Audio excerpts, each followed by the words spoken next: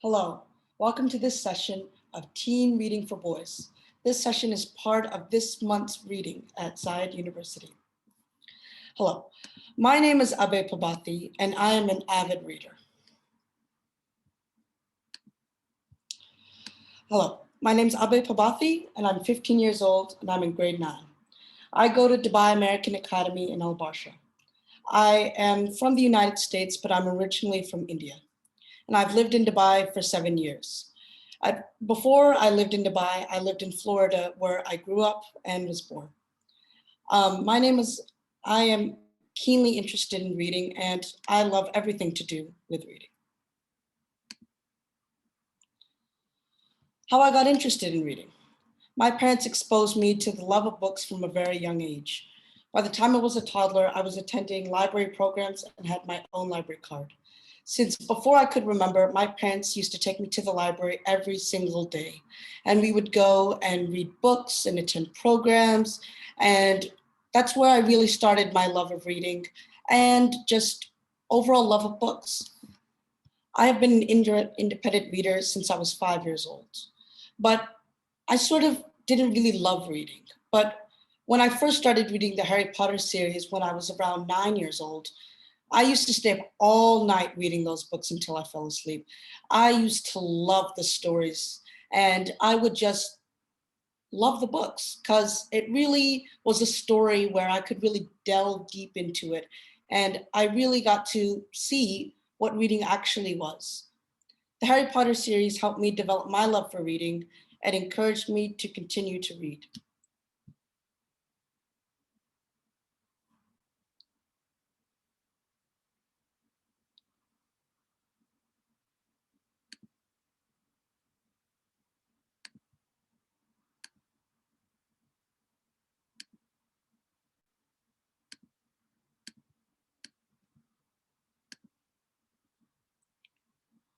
The Harry Potter series helped me develop my love for reading as it was my first proper series and it was my first real non-picture book. Why do I love to read? I love to read because when I read, I'm able to dive into a world of stories and adventures. I'm able to travel to a place I've never been before and experience new people and characters.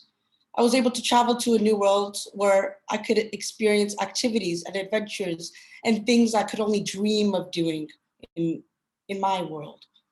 Reading allowed me to leave my world behind and see something new and exciting while following the characters through the story. I was able to see the different plot twists and characters and villains and how the hero or heroine would always win in the end. It was something that was completely different to what the real world was. And it was a sense of imagination, something just a normal school day would never achieve. My favorite books. My favorite books include Winston Churchill, a biography by Roy Jenkins, Scorpia by Anthony Horowitz, and Grant by Ron Chernow. You know, some of these books may not be as familiar to you because I prefer historical fiction and biographies over than fantasy or fictional books. This sort of developed when I was a teenager and really starting to see what kind of books I liked. When I was young, though, I used to love fantasy and realistic fiction. They were something that was completely different to the real world. But as I've sort of grown up now, sort of seeing that these sort of things may not be possible in the real world, and I sort of started to draw towards real people and real experiences that actually happen in the world. And this is mostly due to my love of history and my love for things of old. I love to read the Harry Potter series as well as the Percy Jackson series. And as I grew up, I started to develop a love of historical fiction and biographies. Alex Rider and Percy Jackson, I think, are one of my top 2 or 3 series ever because Alex Rider's more realistic fiction, while Percy Jackson is completely fantastical. These are sort of books that I kind of wish I was. I kind of wish I was Alex Rider or Percy Jackson and being able to experience all the things they do. So some tips for reading that have sort of worked for me is that I sort of try and read in a quiet space, conducive for reading and concentration. Because when I read, I sort of have a lot of different distractions around me, especially if I'm at school or somewhere else. So I think like, especially if I'm trying to read a hard book or maybe not a most enjoyable one, I try and read in a quiet space that's more conducive for reading and concentration. This sort of helps me understand the topics that are being said and for me to sort of learn what it is I have to learn from the book if it's, for example, a school book.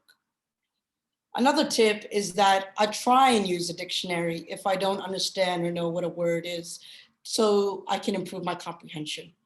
This is a way to increase your vocabulary. By using a dictionary, you automatically learn new words that you never thought you would know. For example, when I was reading Grant, this word kept popping up. It was seldom. I had no idea what it meant. So once I finally used the dictionary, I realized it meant rarely or something that doesn't happen often. So I was able to actually understand the book better because I just learned that one word. I was able to see this is what it means. This is how it applies to the book. So that's something that I think everyone could use, a dictionary. It helps all the time. Now, I know you don't want to carry around a dictionary, but there are dictionary apps on your phone and it works just as well. By using a dictionary, it will increase your vocabulary and that will in turn increase your writing skills. So at school, when you have to write a paper or an essay, by using a dictionary when you read, you'll actually get better grades. And because your writing skills will develop better because you read properly. Another tip is always read things that you enjoy or want to read. This will help you stick with your book and finish it. If you read things that are boring or dull or just don't interest you, why are you reading it in the first place? You want to read something that you love, because if you don't love what you read, then why are you reading it in the first place? Sure, maybe you have a book you have to read for school. You got to do that. But if you're just reading for yourself, you might as well read the books that you want to read and not something that is mandated by the school or something your parents have given you. Try and read what you want to read. But when I'm picking a book for leisure or for school, what I try and do is I read a couple of pages of it before I commit to the book. That way I'm able to understand what the book is about, maybe get a sense for the vocabulary or what type of book it is. Because if you don't really know what book you're picking up and base it only on the title, you really don't know what you're committing to. For example, Grant is a very big book. It's around 1,000 words. And for example, if I just picked it up from the shelf and I didn't really like it, then I'm committing to a 1,000-word book without even knowing what I have. Therefore, when you're picking a book, make sure you read a little bit or do some research about it before you commit to it. Thanks for listening. Do you guys have any questions?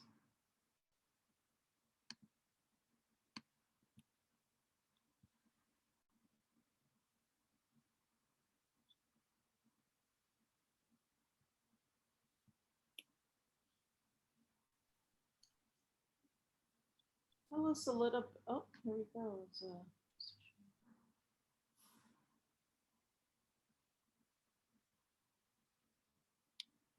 Amar, do you have any questions? Or Shuk? No, that's okay. So now I was thinking we could sort of talk a little bit about reading and maybe answer some of the poll questions. So you guys both loved Harry Potter. Could you guys elaborate on why you liked Harry Potter?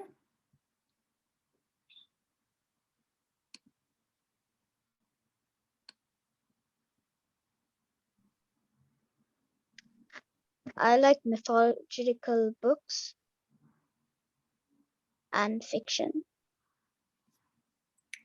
That's very nice, Amar. I love fiction as well. I think fiction is amazing and that it's good for you. You know, you get to really experience new things. So I was thinking we could talk about a bit more of what sort of challenges you face while you read, Amar.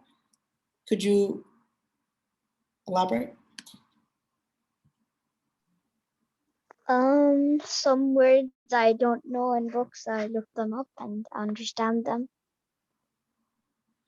Well, that's good, Amar. You know, reading, when you're reading, it's not just about finishing the book. It's also about sort of understanding the book. So could you tell me your favorite parts that you liked about Harry Potter? When there was conflict and when there was like fight scenes, etc. That's good. I really love the fight scenes too, Amar. I think that really brings a lot to the book, and that it really helps the book develop. That's good. So other than difficult words, do you have any trouble like finding proper time to read or anything like that? Sometimes maybe when it's late at night I want to read, but then I can't because I have school. That's good. You should always sort of find a proper time to read, maybe set aside some time during the day or read before you go to bed. Doesn't matter how long you read, just maybe 20 minutes, 10 minutes to really get something out of the book, you know, instead of leaving it on your shelf for a long period of time. It's always good to sort of set aside a time for you. So Amar, yeah. Yeah. Never mind. Okay. So Amar, what motivates you to read? If the book is interesting and like it feels like a short time, but I read a lot. That's good. You know, you should always choose something interesting when you read. But what, like, for example, I said Harry Potter was a book that really inspired me to read. Do you have a book like that, Amar? Yeah, Percy Jackson and the entire series. I first read that and then I wanted to read the rest of the series. That's good. I love Percy Jackson and the Olympians. I actually have a whole series here with me. I love these books. They were actually the series I read after Harry Potter, and they just forced me to read. I could not put the book down. You know, the fifth book, I actually read the entire book in one day. Just like I stayed up for like 12 hours. I just kept reading the book. It was quite a good book. I enjoyed it very much. So Amar, what got you interested in reading?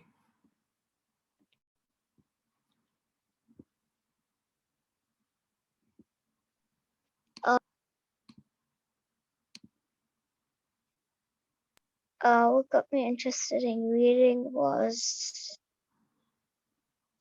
I'm not sure really. Well, that's okay, because, for example, for me, as I said before, it was sort of my parents that sort of got me into reading. So that's fine, you know. Sometimes people like reading without ever having something that started it. It just sort of happens. So Amar, have you met any authors or have you met any of the writers? No. That's okay. You know, actually once at the Emirates Lit Festival, I actually met Anthony Horowitz, the author of the Alex Rider series. So that was pretty cool. Do you know what the Emirates Lit Festival is, Amar? Not really. Well, the Emirates Lit Festival is a festival that happens, I don't think it's happening this year, but last year during March. It's actually a festival where you get to attend these different workshops where you get to see different authors and their books. Not normally like the big authors, like, yeah, but you can sort of see up and coming authors or authors that you may not have heard of. And they're actually really good workshops and you can buy their books as well. Oh, okay, that's nice. So Amar, what techniques can you share that sort of helped you improve your reading?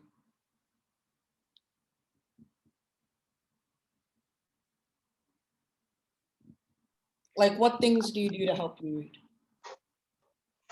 Sit in a quiet place or sit very comfortable. That's good. You know, you need a proper, conducive space to reading. I think that is necessary, you know. So when you read, you have a proper place to sit and you're sort of in the reading zone, as I like to call it. You're totally in the book. You're not sort of thinking about what's going on around you or what you have to do. You're just sort of thinking of the book and what you're reading. So Amar, do you think that, do you prefer online books or physical books?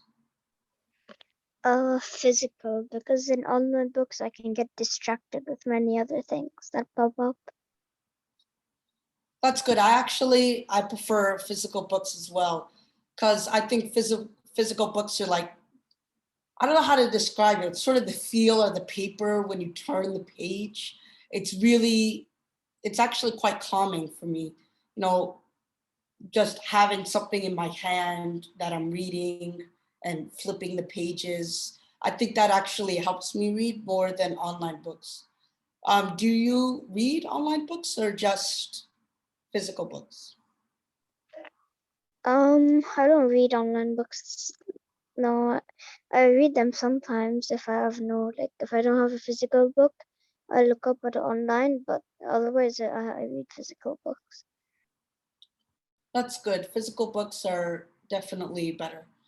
So in the poll, you said you like the Diary of the Wimpy Kid. Could you elaborate on that? Yeah, Diary of the Wimpy Kid is like also sort of, it's like funny, comedic, and interesting, like different events of the story. That's good. Which book do you prefer? Percy Jackson is one of my favorites. No, which books of the Diary of the Wimpy Kid do you Oh, like the most? I think one of the recent ones, The Gateway.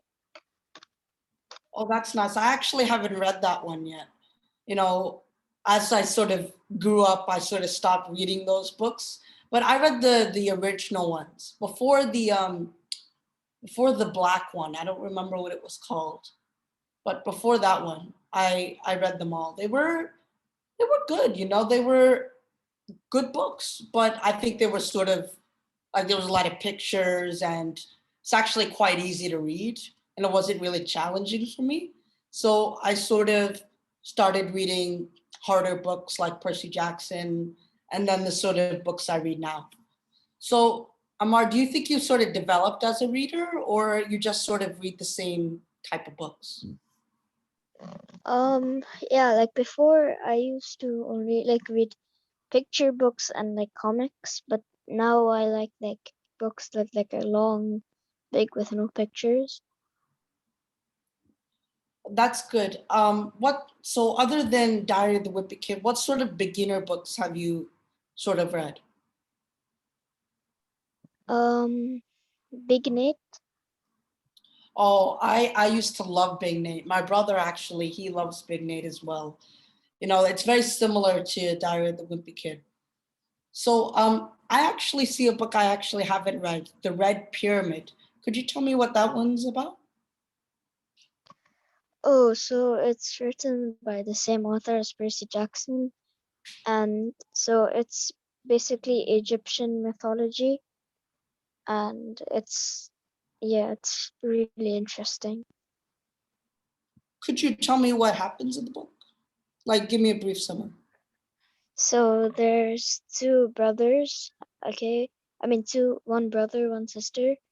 Their mom died and like they got split apart. So the brother was with the dad, sister was with the grandmother and grandfather. Then the dad happens to be like I don't know, like sort of like a magician. Yeah, the magician in Egypt. and he tries to bring back some of the gods, and they end up failing, and he gets he brings this to a museum. He brings back 3 of the gods. One was like a really bad god. He wanted to bring only one, but 3 of them came out, and one of them took all of them ran away, and they made him pass out. And then it's like like the first book, the Red Pyramid, is like a story to defeat the evil god. That's quite cool, actually. That's very similar to Percy Jackson, I realized. You know, other than the summoning of the gods, it's like 2 heroes and they go and they try and solve a problem in a sort of quest sort of feeling. I sort of feel like a lot of fantasy books have that sort of quest feeling. You have an objective, like, for example, stopping the summoning of gods and getting things back to normal. And that sort of progression with different challenges along the way. I think that's actually very similar to a lot of fantasy books, especially Rick Riordan. I see that a lot. What do you think? Yeah, Rick Riordan books are mostly like quests, and like when a problem occurs, you have to try and fix it with heroes. Yeah, I see that a lot in not just Rick Riordan, but other fantasy books. It's very similar to that. So if you don't mind, I'm gonna talk a little bit about what I'm reading now. So right now I'm actually reading Lawrence of Arabia. I don't know if you know who he is, but I'm sort of reading his biography, sort of learning a bit more about him, because I sort of am developing into harder and harder books that are maybe with complex vocabulary and complicated plots and storylines. So, like, for example, Grant. I know I keep mentioning Grant, but it is the latest major book that I've read. So Grant actually was a general. He was an American general in the American Civil War. And he was also an American president. And this book is quite extensive in sort of talking about how he developed as a young kid, as an alcoholic, and how he was able to sort of develop into a proper person, and how his experiences as fighting as a general and attending school sort of developed him into the person he was. So he was born, I believe, in 1825, and he went to West Point, which is a military school in the United States. And then he went to the Army, and slowly, when the American Civil War broke out, he was a general, brigadier general in the Army, in the Union Army, and he was able to sort of develop his career into the top Army general in the Army by the end of this American Civil War. And after that, he sort of became president. Because he was so popular, he was able to rise and become an American president.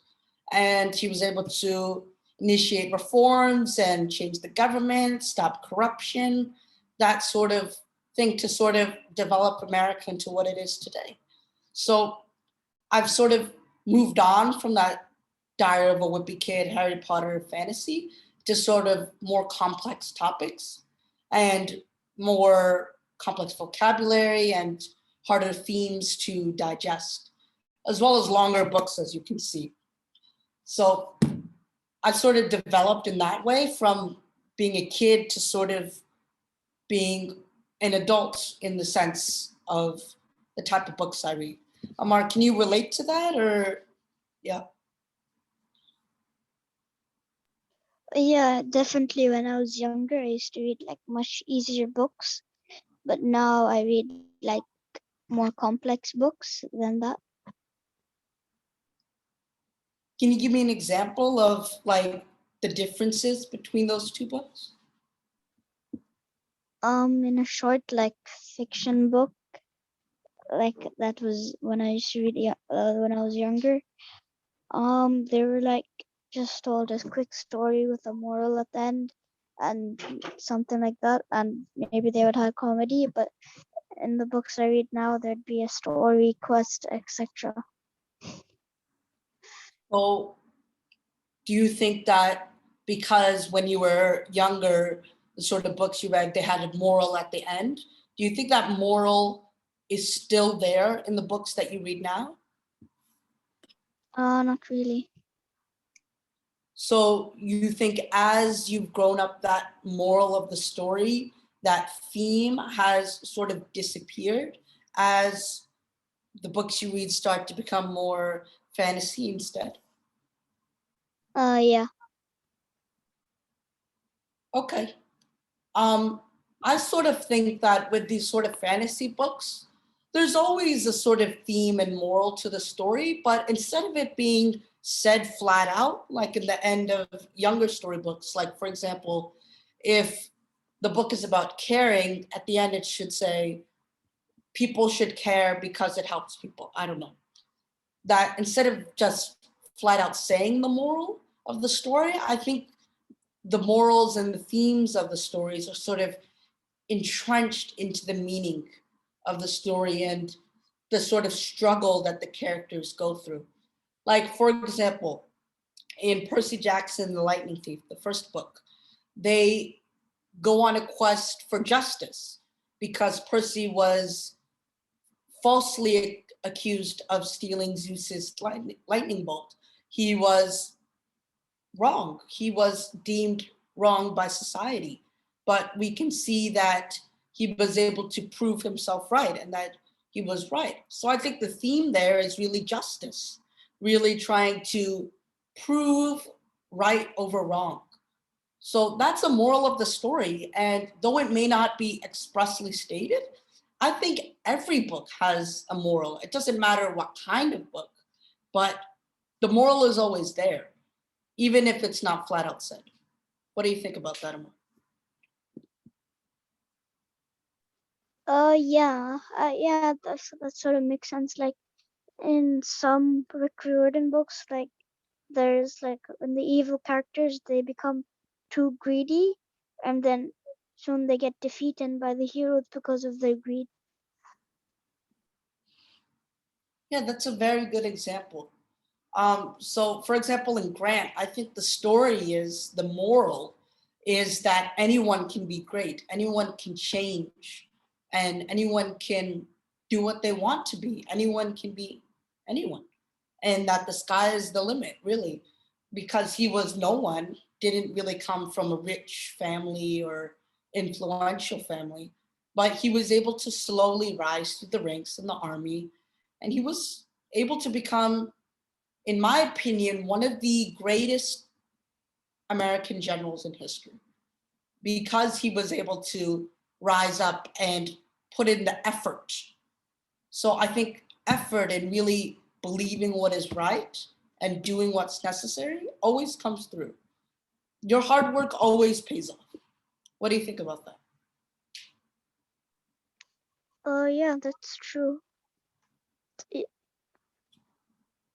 I mean, I haven't read like Grant or I don't know what it's called, but it seems nice. Like maybe in the future I could read it. So can you sort of relate that theme to maybe one of the books you've read about how if you hard work always, if you put in the hard work, you will get what you deserve? Do you think you've read any books similar to that?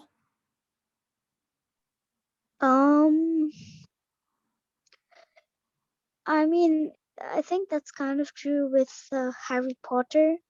Hermione Granger, she's like studying a lot, and she's like better than the nobles, and she's doing really well, and then she's like one of the she's a really good wizard. Yeah, I think that's a very good example, Amar. Like, for example, in the fifth book, when they do the owls, Hermione Granger gets, I believe, almost all O's for her exam.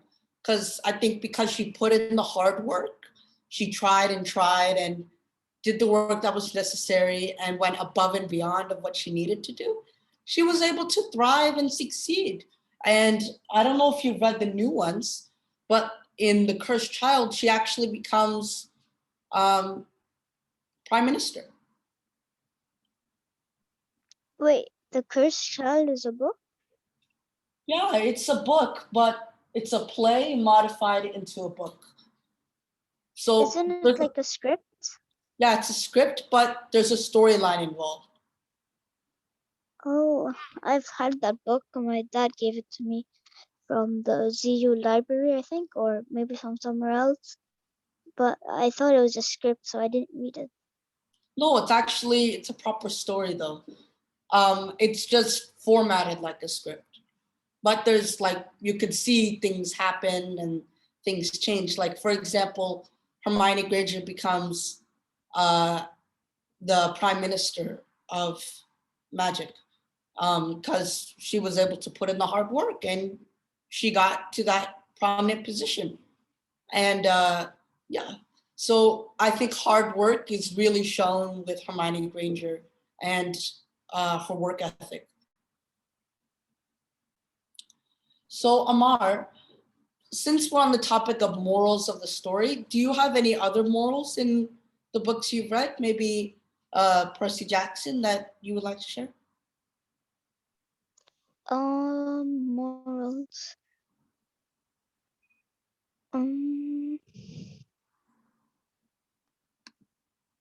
Yeah, I think in the lightning bolt, everyone accuses him of, like stealing Zeus's bolt because he was like the son of Poseidon, and just because of that, they thought because Poseidon wanted to start war with Zeus, so just because of that, they thought it was Percy, and at the end, they were proven wrong, and yeah, that's like a moral, like don't judge like a book by its cover. Yeah, I think that's a really good moral, Amar, saying that you shouldn't just judge someone based on their family or who's their father.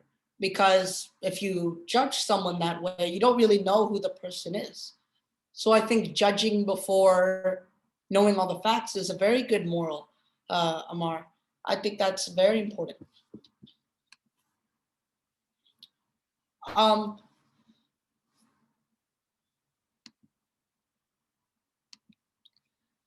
so Amar, do you think that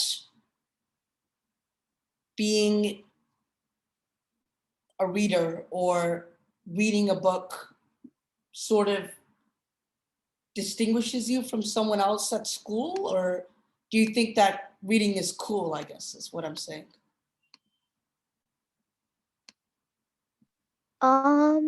Yeah, I think reading is cool because you're just benefiting from knowledge and new vocabulary. Do you know people in your school that like to read as much as you? Yeah, some of my friends, they like really like to read, and some of my classmates like also like love to read as well. That's good, actually, because I've noticed as I've sort of grown up that as you grow up, people start to read less. People start to have other things that are on their minds and other important things to do, that people sort of stop reading and sort of do other things instead of reading. Like, for example, I entered high school this year and I have a lot of homework and assignments and essays that I have to write. So I realized from last year, I actually have stopped reading as much and I've sort of focused on other things. So I think it's very important to sort of focus on reading at a certain period of time and sort of maybe adjusting reading to your schedules so that you have adequate time to read. Like, for example, when I read, I sort of either feel like it or maybe not interested or I'm tired, or there's a lot of different reasons of procrastination. But I sort of think when you read, you have to make sure you like the book, you're interested in it, it's not something dull, and that when you do it, you set enough time for it. So Amar, do you do any reading challenges? I've not done any so far. I mean, in school there was once a challenge where before Corona, if like you'd be like you have to read a few books, and they would like ask questions, and whoever got the highest score like got a prize or something. I can't remember. But then Corona happened, so they couldn't do it. That's good. Well, obviously not good, but in my school, when I was in elementary and middle school, we had something called a 40-book challenge. And that's sort of like at the beginning of the year, to the end of the year, you would try and read 40 books, just 40. And it doesn't matter how you read it or what type of book, but just that you read 40 books per year. And I think that's actually quite conducive to reading, because when you read, you sort of, if you have a reading challenge, you're sort of encouraged to read. You think, okay, I want to read 40 books this year. How am I going to do that?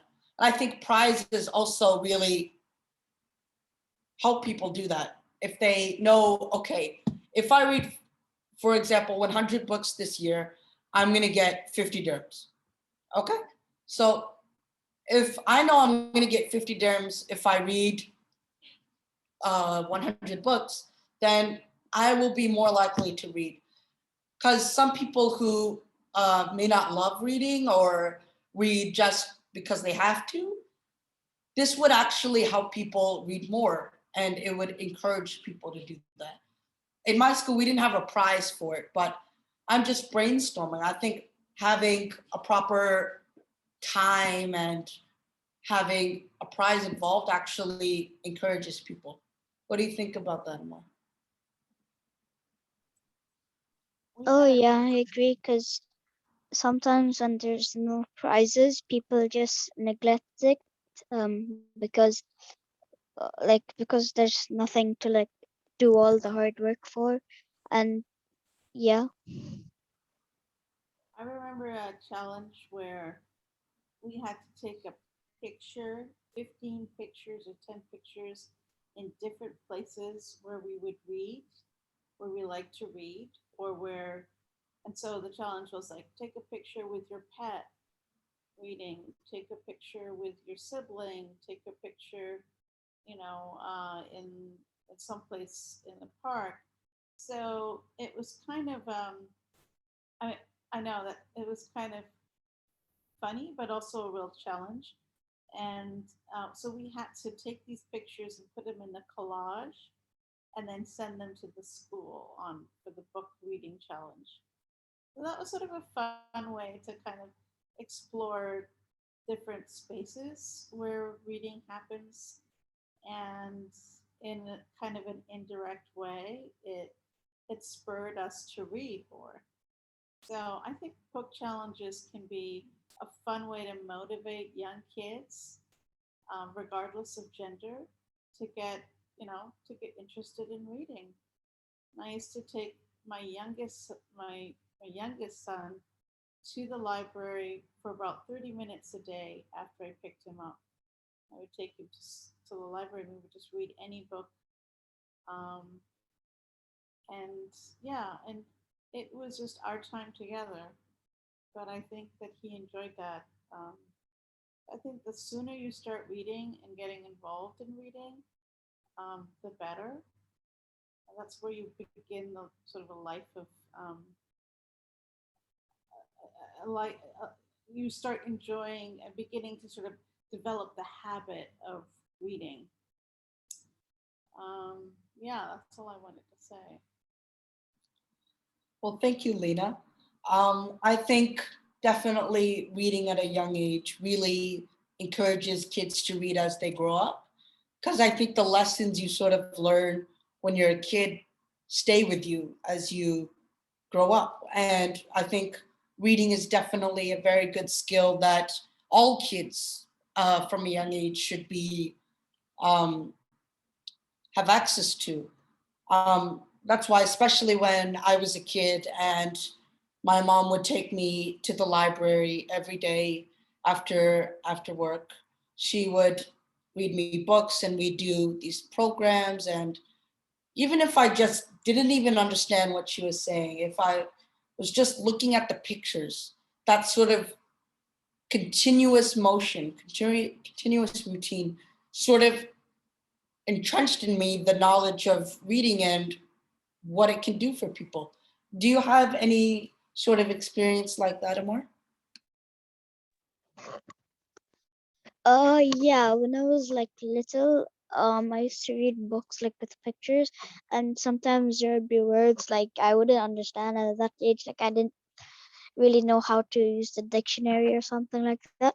So I would just look at the pictures and I could understand like what was happening through the pictures. That's good, Amar. You know, I think that's why we're here today, sort of, because from a young age we were shown what reading is and why it's good for us. And I think that's why we continue to read today and sort of finding new books to read or setting time aside to read. I think because from that young age we were shown what reading is and what it can do for us, we've sort of loved it for, I think, life. We can see how reading will help us in life and just overall. So Amar, do you think any of the morals or lessons you sort of learn in these books can be applied to real life? Do you think reading helps you in life? Yeah, I think because by reading you can understand new words. Like if you look them up, you can learn more vocabulary, you can learn more punctuation, and this could like help you throughout your life. Amar, do you think that books only help in terms of vocabulary and writing skills, or do you think books can be used for life experiences or just sort of life in general? Do you think reading is important for that, or that it's just for vocabulary skills?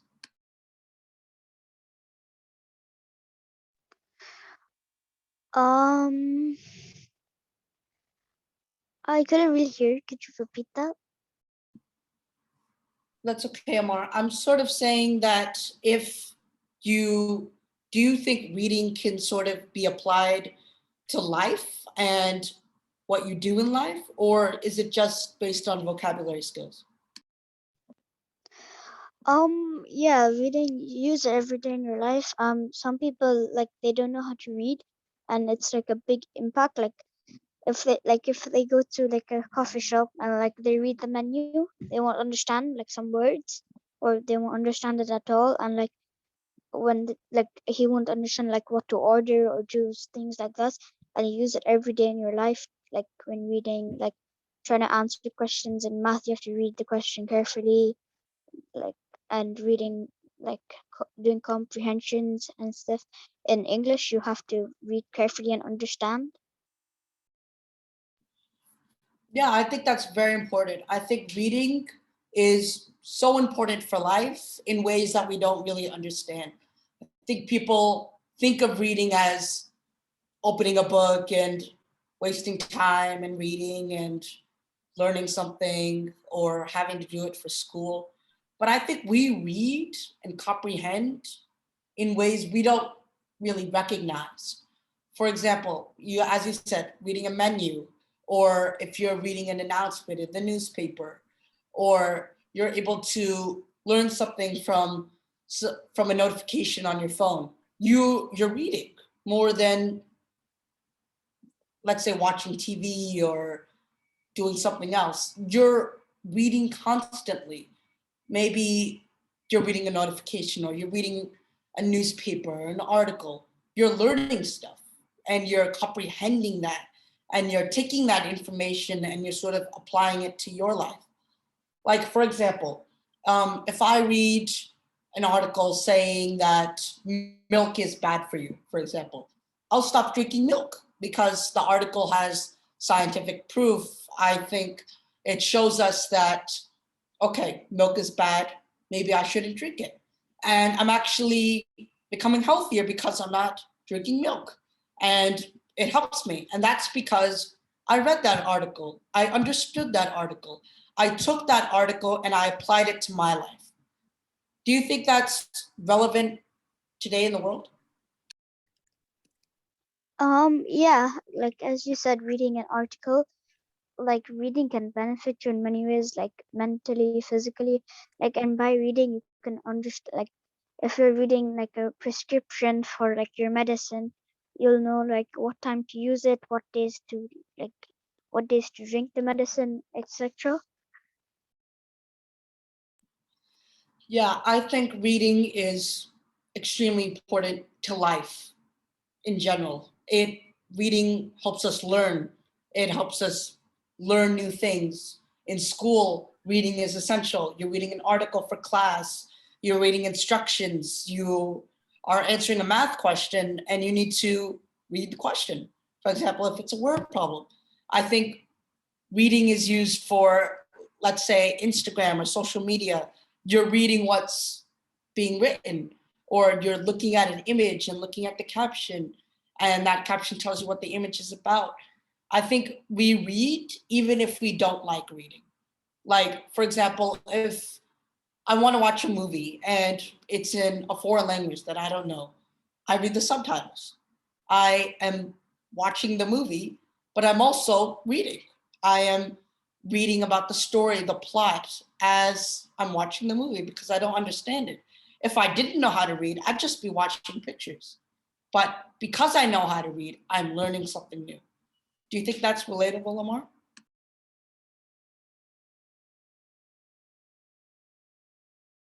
Oh yeah. Um so like another situation, like example, some people they don't want to read books, but like anyways they don't know it, but they read like every single day in their life.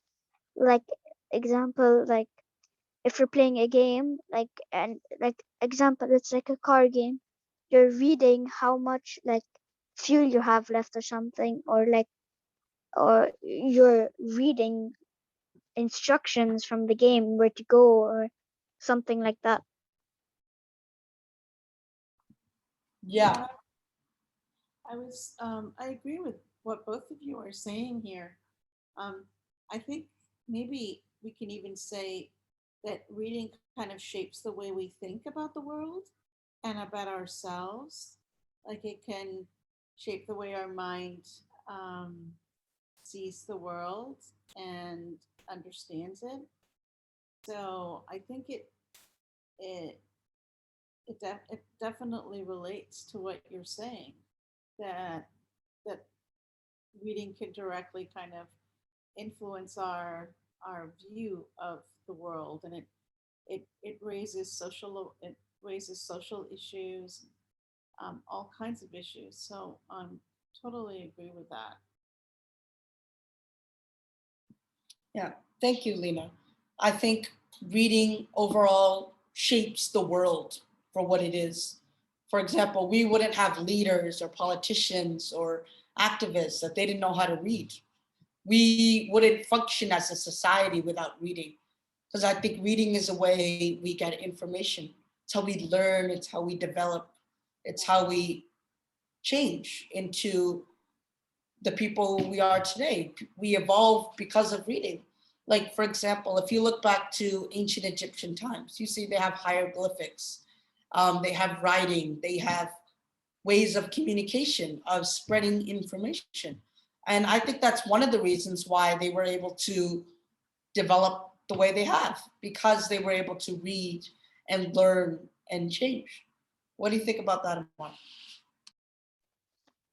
Yeah, as well as many people, like when they like some people, like they can speak fluently, like not fluently, like they can speak a different language, but they don't know how to read in that language because they're not really used to it, and like they don't understand like the symbols and stuff like that.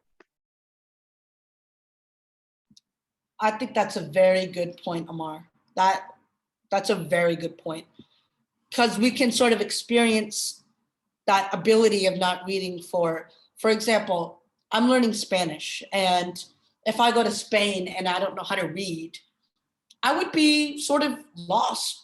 I wouldn't be able to read signs, caution signs, know what to do, read a menu, all these sort of aspects of life that I would be so used to in English, I don't have if I'm speaking a foreign language without knowing how to read. If you go somewhere new, so let's say Serbia, and you don't speak Serbian, then you sort of have a problem there.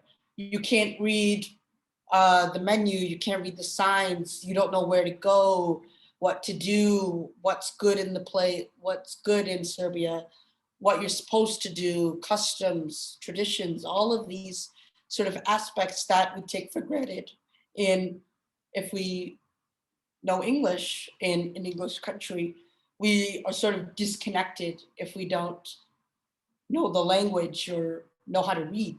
I think that's a very good point, because if you can speak something but you can't read it, it poses a problem. Like, for example, when you're learning Arabic or Spanish, you learn speaking, you learn writing, but you also learn reading. You learn how to comprehend, and you learn how to take something from a paragraph and answer a question about it. What do you think about that, Amar? Do you think that's important?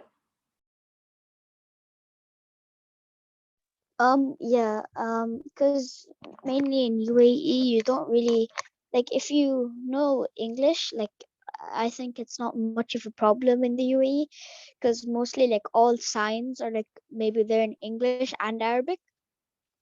And like an example is like if you get pulled over by the police and you don't know how to speak Arabic, the police will also know like how to speak English as well. But in other countries, like it'll be stick to their like usual language like they speak there. Do you think that says something about the UAE and how the UAE is sort of developed to speak English instead of Arabic? Because, for example, 50 years ago or 60 years ago in 1971, when the UAE was founded, I don't think lots of people spoke English. I don't think that was the predominant language. And do you think as English has sort of become one of the main languages in the UAE, reading has become more important in understanding people? Yeah, the UAE is like, you know, welcoming to all like foreigners and etc. Like again, to, like the police situation, like if you get pulled over and you don't know how to speak English or Arabic or like any of the language the police doesn't know, then they'd bring in a translator who knows that language and they would relate and they could translate for you and like it can. Yeah, that's a very good point. So I think languages and reading become increasingly important when you don't know how to read. I think not being able to read changes the perspective of the place you go to. So, for example, again, I go to Serbia. If I know how to read and write and understand the language, I think when I visit there, it'll be a completely different experience. I'll be able to interact with people, know what I'm saying, read the language, know what I'm ordering. That's a very good one. Know what I'm seeing, able to interact with the populace, and I'm able to sort of encompass myself in the place I'm visiting. And I think that's because of reading. Do you think that's the case, Amar? Yeah, I agree with that.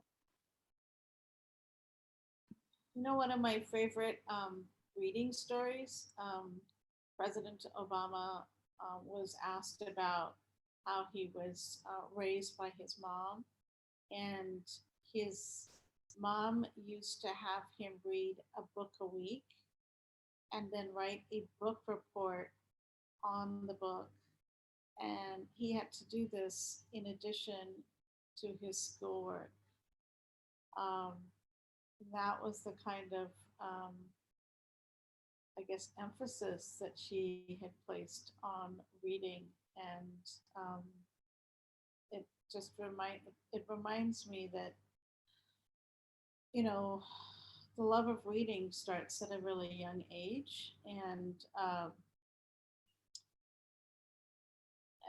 President Obama, recalls this memory of his childhood in which his mom, encouraged him to read, and I think he could pick his own books, but he had to write a book report, which is kind of funny, I think, because I don't think we do book reports anymore in school, but I think back in the day, book reports were pretty common way of kind of assessing whether a student understood what they had read. But yeah, so that was an interesting sort of tidbit about President Obama.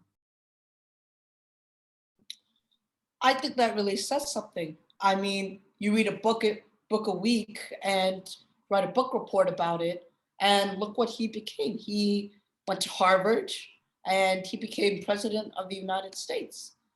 And I bet a lot of kids his age in his school didn't have to write a book report every week and read a book at the same time as their schoolwork. And they didn't become president. So I think that says something about the power of reading and what reading really does for society. Do you think there's another person like that, Amar, who you think was changed by reading?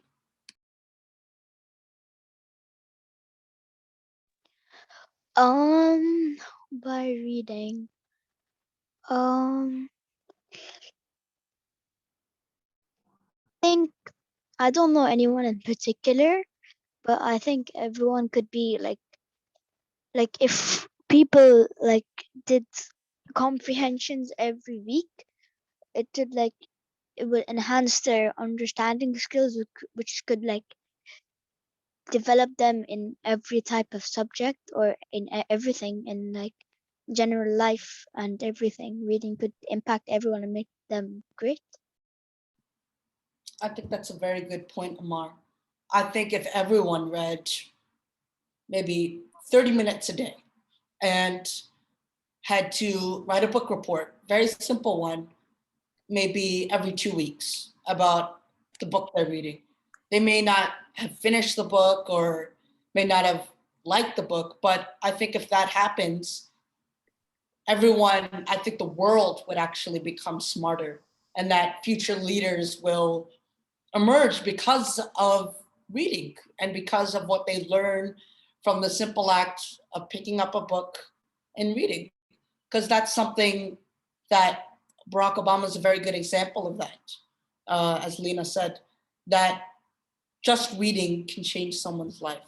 Do you think reading can change someone's life, Amar? Yeah. So, example, a person like he was a very poor person. He didn't know how to read. He was never taught from a young age. So, example, like if he was given the opportunity to have been taught how to read, he would essentially like he could like get a job. Like if you don't know how to read, you're missing out on a lot of things. Like example, like in most jobs you probably need to know how to read to do the job correctly. And yeah. I think it's a very good point. And I think this is a very good place to stop, because I think future leaders emerge because of reading, and reading a book properly, comprehending it, learning the morals of the story, understanding the purpose the author meant by the book changes people's lives, and it changes how people view the world. And Amar, thank you very much for coming. I appreciate it very much. I hope you enjoyed the conversation and you learned something today. Thank you, Abay. That was awesome. Thank you very much. Thank you, Mark.